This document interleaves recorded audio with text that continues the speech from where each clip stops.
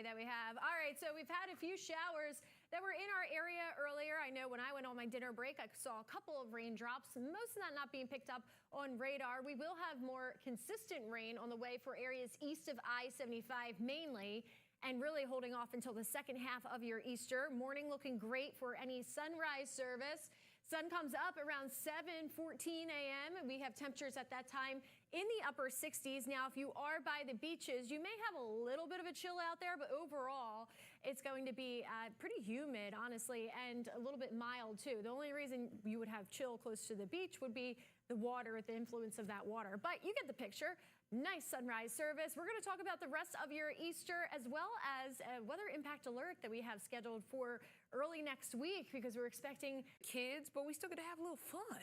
You never know. Maybe the Easter bunny will come here tomorrow and hide some eggs. I hope so. The weather's good for a little Easter delivery. I know. I hope the Easter bunny wants to come here into Tampa Bay. I don't know if you want to, but, you know, being the beautiful weather. All right, satellite radar, those bunnies want to be outside. We have some easterly winds still, but tomorrow our winds will be changing direction a little bit, and that's all ahead of a bigger system on the way as we enter into early next week. Let's check out Futurecast because it's quiet here over the next couple of hours. In fact, I started that off at 7 a.m. tomorrow. I showed you at the start of the show how sunrise services tomorrow will be great. We're not expecting any rain. Winds still pretty much easterly as we move through the morning, so that keeps us nice and dry.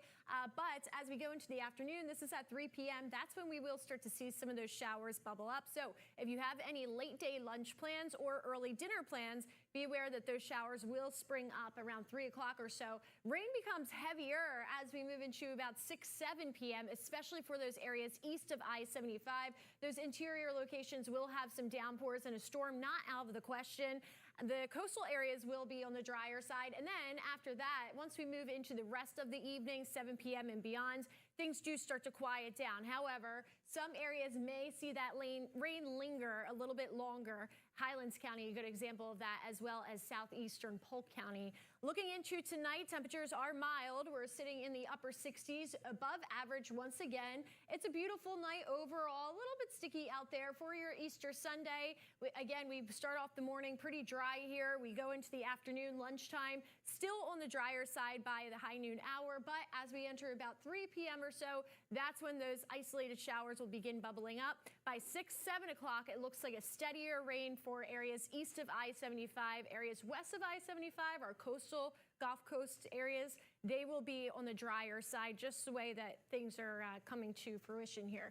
All right, let's talk about this system. This is the big one that's on the way. It's a slow-moving front that will bring us more widespread, consistent rain Monday night into Tuesday. Tuesday, we have a weather impact alert, not for severe weather per se, but because some of you could run into that rain during your morning commute and your evening commute. It's really going to be an all-day rain event where it's on and off throughout the morning into the afternoon. Let's look at the European model. Here's that front. Again, this is Tuesday. What happens here is the front basically loses steam and stalls right on top of the state. So that's why we say there's really rain chances all throughout the day on Tuesday.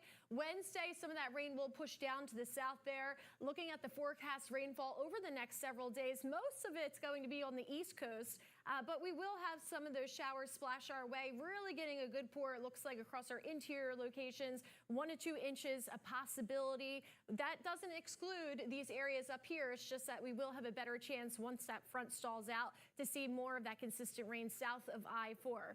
Either way you look at it, everybody's in a drought except for Miami-Dade County, really. Across the state, we could use rain no matter where you look, except for Miami-Dade. 7-day forecast here. We have temperatures that are warm as we finish off the weekend for your Easter. The home opener going to be on the humid side. That's when the rain starts up.